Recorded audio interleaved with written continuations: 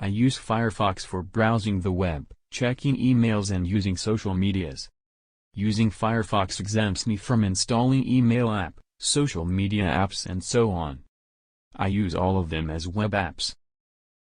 With Firefox you can add websites shortcut as app icon to home screen.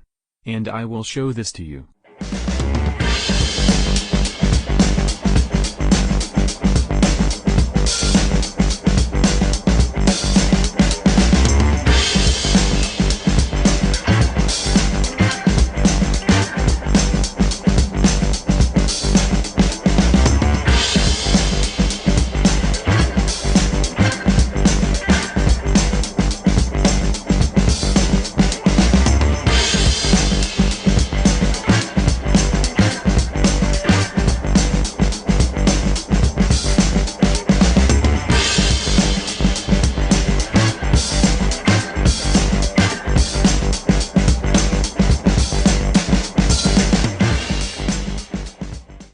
Also, Firefox add-ons, available on Android and they can act as an app within the browser.